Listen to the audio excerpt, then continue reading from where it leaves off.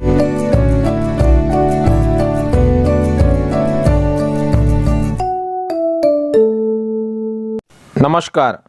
मैं अंशुमान गौड़ एजी की शिक्षा चैनल में आपका स्वागत करता हूं।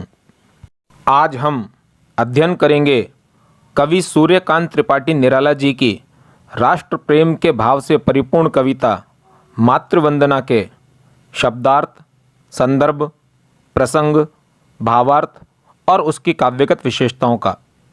सर्वप्रथम हम कविता पाठ अर्थात उसका वाचन करेंगे। नर जीवन के स्वार्थ सकल, बलि हों तेरे चरणों पर माँ, मेरे श्रम सिंचित सब फल। जीवन के रथ पर चढ़कर, सदा मृत्यु पथ पर बढ़कर, महाकाल के खरतर शर सह सकूं, मुझे तू कर दृढ़तर। जागे मेरे उर में तेरी मूर्ति, अश्रुजल धौत विमल। दृग जल से पा बल, बलि कर दूं, जननी जन्म श्रम संचित फल।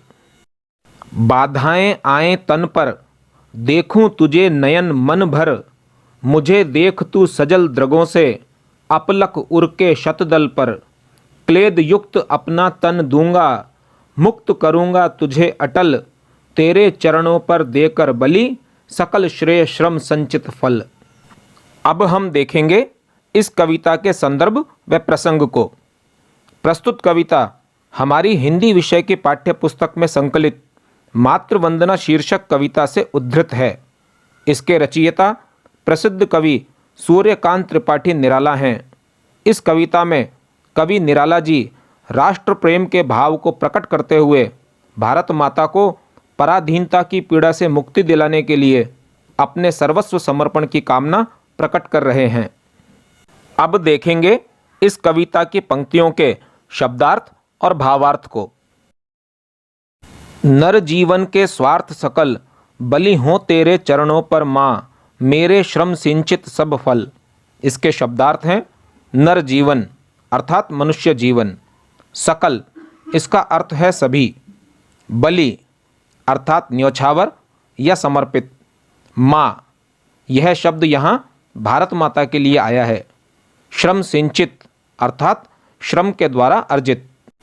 इसका भावार्थ है अपनी मातृभूमि अर्थात भारत माता को संबोधित करते हुए कवि निराला जी कह रहे हैं कि हे माँ अर्थात हे भारत माता, मुझे ऐसा आत्मबल दो कि मैं इस मनुष्य जीवन के सुख, संपत्ति और यश रूपी समस्त स्वार्थ भाव तथा इस जीवन में अपने परिश्रम से अर्जित किए गए समस्त कर्म फलों को आपके चरणों पर ही न्योछावर कर दूं, समर्पित कर दूं।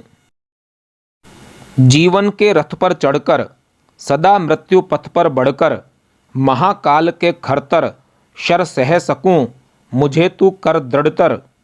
इसके शब्दार्थ हैं महाकाल अर्थात मृत्यु, खरतर शर इसका अर्थ है पैने बाण। इस कविता में इसका अर्थ आघात या कष्टदायक अनुभव से लिया गया है। दृढ़तर इसका अर्थ है मजबूत या आत्मबल से युक्त।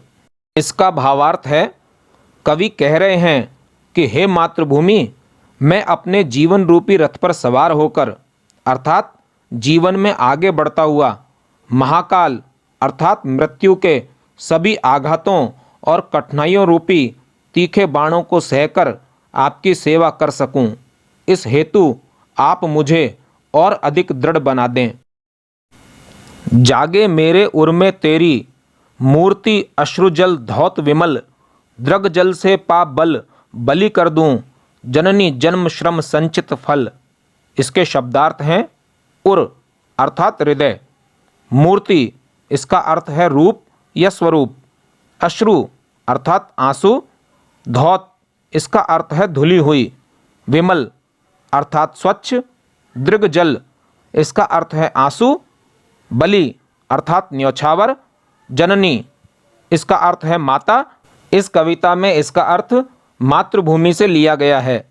इसका भावार्थ है मातृभूमि को संबोधित करते हुए कवि कह रहा है कि हे भारत माता, मेरे हृदय में आपका आंसुओं से धुला स्वच्छ स्वरूप साकार हो जाए। मैं परतंत्रता या गुलामी की पीड़ा झेलते और आंसू बहाते आपके रूप को अपने मन में बसा लूं। द्रग जल से पा बल, अर्थात दुख और पीड़ा के आंसुओं से भरी हुई आपकी आंखें मुझ में इतनी शक्ति और हिम्मत उत्पन्न कर दें कि मैं आपको परतंत्रता की पीड़ा से मुक्त करने के लिए अपने जीवन में परिश्रम से प्राप्त और संचित किए गए समस्त कर्म फल आपकी सेवा में अर्पित कर सकूं। बाधाएं आए तन पर, देखूं तुझे नयन मन भर, मुझे देख तू सजल द्रगों से, अपलक उर के शतदल पर। इसके शब्दार्थ हैं सजल अर्थात अश्रुयुक्त, दृग इसका अर्थ है नेत्र, अपलक अर्थात एकटक, उर अर्थात हृदय, शतदल इसका अर्थ है कमल। इसका भावार्थ इस प्रकार है। कवि निराला जी कह रहे हैं कि हे मातृभूमि भारत माता, चाहे मेरे मार्ग में कितनी भी बाधाएं आएं, इस तन को कितना भी अत्याचार सहन क्यों न करना पड़े, परंतु मैं सदैव आपको नेत्र भरकर और मन भरकर देखता रहूं, अर्थात मेरा ध्यान और दृष्टि सदैव आप पर ही लगी रहे। हे मातृभूमि, आप भी मुझे अपने आंसुओं से भरे हुए नेत्रों से एकटक देखती रहना, अपने कमल रूपी हृदय में मुझे बिठाए रखना और सदैव याद रखना।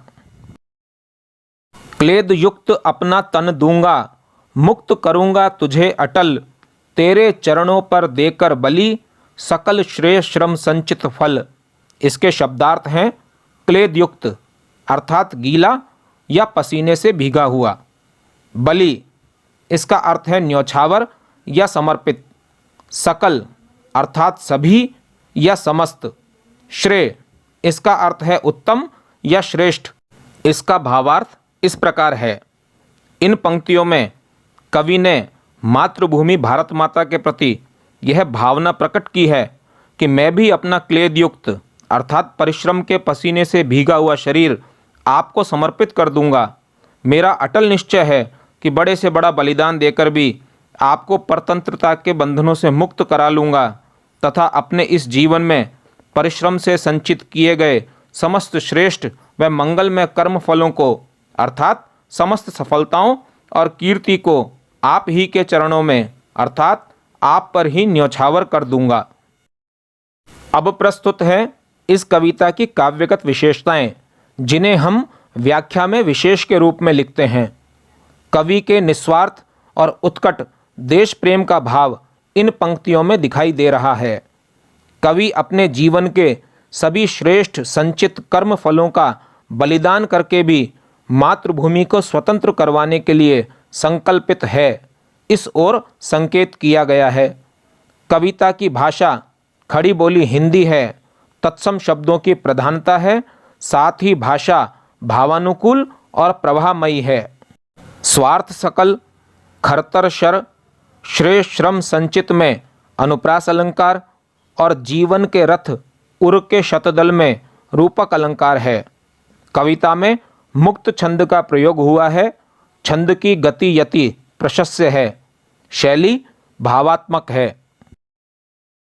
आज हमने कवि सूर्यकांत त्रिपाठी निराला जी की प्रसिद्ध कविता मातृवंदना के शब्दार्थ, संदर्भ, प्रसंग, भावार्थ और उसकी काव्यगत विशेषताओं का अध्ययन किया।